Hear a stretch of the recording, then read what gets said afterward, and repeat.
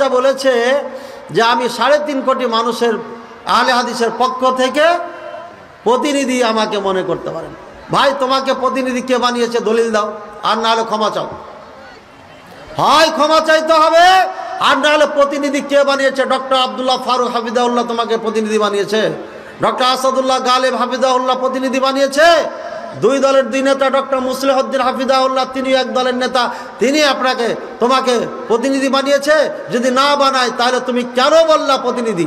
তুমি যাও প্রধানমন্ত্রী হয়ে যাও, আমাদের আপত্তি নেই, আমরা হিংসা করি। ভবিষ্যতেই যারা আহলে হাদিসদের নিয়ে এই ধরনের কার্যকলাপ করতে চাইবেন তাদেরকে অবশ্যই আগে আল্লামা আব্দুল্লাহ আল কাফি আল কুরাইশি রাহিমাহুল্লাহর এই বাক্যগুলোর ব্যাখ্যা এবং সেগুলোর উত্তর দিতে হবে। আমি জানি না আহলে হাদিসদেরকে ডাকা হয়েছিল কি? আহলে হাদিস কোন প্রতিনিধিকে ডাকা হয়েছিল? আহলে হাদিসদেরকে অপমান করা হয়েছে, আহলে হাদিসদেরকে অপমান করা হয়েছে।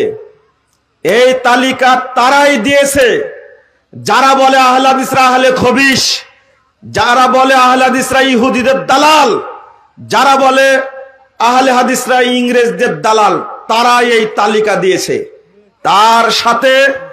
তার সাথে যোগ করেছেন আমাদের প্রফেসর ডক্টর মুস্তাউদ্দিন সাহেবকে। যোগ না করে পারবে না, কারণ হলো ডক্টর মুস্তাউদ্দিন সাহেব সরাসরি বর্তমান উপদেষ্টা মাহফুজ আলম সাহেবের শ্বশুর, তার জামাই হলেন মাহফুজ আলম।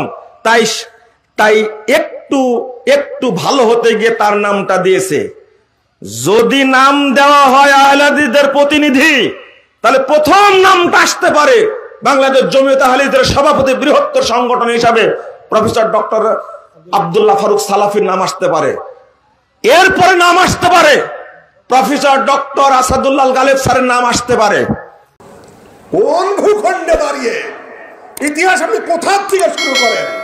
বাউকট কোথাকার, বেয়াদব কোথাকার, কোথা থেকে পেলেন এই ভূখণ্ড? আহলে হাদিসরাও কথা বলতে জানে না। নিজেরা যদি নিজেদের কথা না বলো, অন্যরা তোমাদেরকে বলে দেবে না। সেদিন পিনাকি ভট্টাচার্য বলছে সেই ফ্রান্স থেকে যে সর্বপ্রথম এই দেশে পুলিশি নির্যাতন যেটা, সেটা আহলে হাদিসের উপর হয়েছে, তথাকথিত ওহাবিদের উপর হয়েছে। একটা বইয়ের রেফারেন্স নাম বলেছে ডক্টর মুইন খানের লেখা, সেটা আমার ভাগনা ডক্টর মনসুর, তাকে বললাম যে বইটা তুমি সংগ্রহ করে দাও, ও আমাকে সংগ্রহ করে দিয়েছে। পুলিশি নির্যাতন কি নতুন শুরু হয়েছে নাকি এদেশে?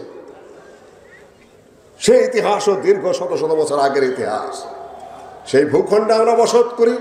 তাদের উদ্দেশ্য ছিল এই ভূখণ্ডটা ইংরেজদের কাছ থেকে, হিন্দুদের কাছ থেকে ছিনিয়ে নিয়ে যে ভূখণ্ডটা প্রতিষ্ঠিত করা হয়েছে 1947 সালে, তার নেতাকে ছিলেন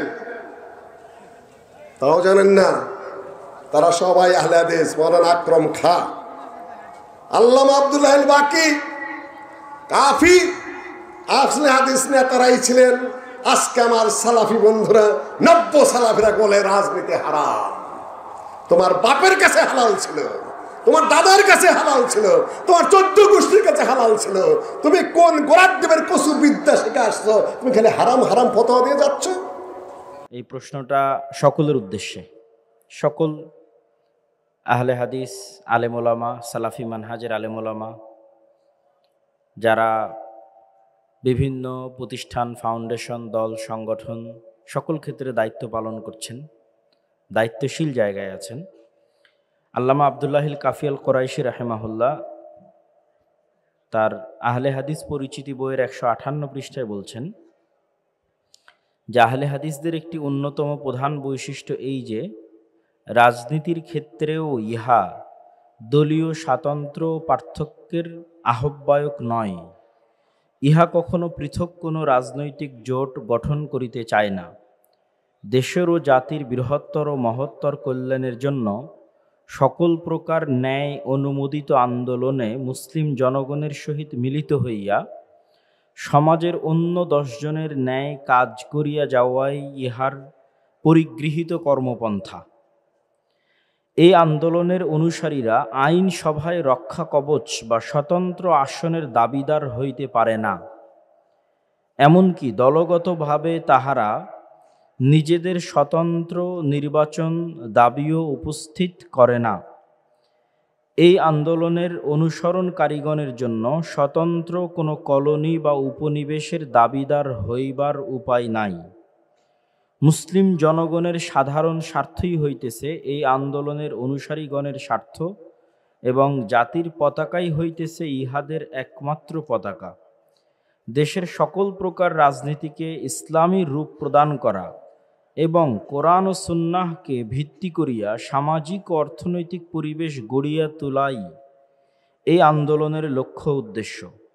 খেলাফতে রাশেদার আদর্শে ইসলামী রাষ্ট্রের পুনরুজ্জীবন সাধনে আহলে হাদিস তাহরিক বা আহলে হাদিস আন্দোলন বা আহলে হাদিস জমিয়ত আহলে হাদিস, যে নামে আমরা দেই না কেন, আহলে হাদিসদের রাজনৈতিক লক্ষ্য। 41 পৃষ্ঠায় তিনি বলছেন,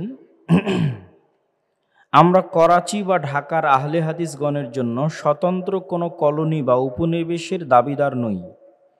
আমরা পাকিস্তান পার্লামেন্টে আহলে হাদিসগণের জন্য নির্দিষ্ট আসন চাই না। আমরা সরকারি চাকুরি বাকুরিতে আহলে হাদিসদের ওয়েটেজ প্রার্থনা করি না। ইসলামের মূল দাবি যাহা, আমরা কেবল তাহাই দাবি করি। ইসলামের আমানতকে মানব মুকুট বিশ্বনবী খাতামুল মুরসালিন হজরত মুহাম্মদ সাল্লাল্লাহু আলাইহি ওয়াসাল্লাম যেভাবে, যে আকারে ও যে উদ্দেশ্যে আমাদের হস্তে সমর্পণ করিয়া গিয়াছেন, আমরা দুনিয়ার বুকে ইসলামকে সেইভাবে, সেই উদ্দেশ্যে প্রতিষ্ঠিত দেখিতে চাই। আমরা পৃথিবীর মুসলমানকে এক ও অভিন্ন জাতিরূপে দেখিতে চাই। কুসংস্কার, গতানুগতিকতা, অন্ধভক্তি ও মূর্খ বিদ্বেষের যে আবর্জনা ইসলামের পবিত্র দেহকে আবৃত করিয়া ফেলিয়াছে, নাস্তিকতা, অংশীবাদ ও মানুষের রচিত কল্পিত নব নব মতবাদ, থিওরি, সাধন, ভজন, প্রণালী ও আইন কানুন ইসলামকে যেভাবে কোণঠাসা করিয়া রাখিতে চাহিতেছে, আমরা তাহা সহ্য করি না। আমরা ইসলামকে চিরঞ্জীব, সর্বযুগোপযোগী এবং ইসলামের বাহক শ্রেষ্ঠতম রাসূল সাল্লাল্লাহু আলাইহি ওয়াসাল্লাম খাতামুল মুরসালিন বিশ্বাস করি। তাহার নবুয়তের সাম্রাজ্যকে প্রলয়কাল পর্যন্ত জিন্দা, অমর প্রমাণিত করিতে হইবে। এই গুরুভার প্রত্যেক উম্মতের স্কন্ধে ন্যস্ত রহিয়াছে বলিয়া স্বীকার করি।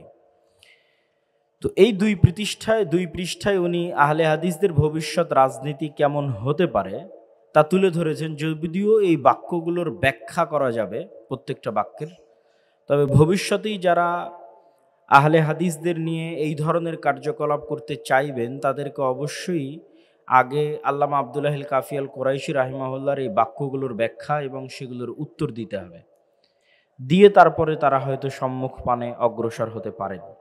এই প্রশ্নটা সকলের জন্য।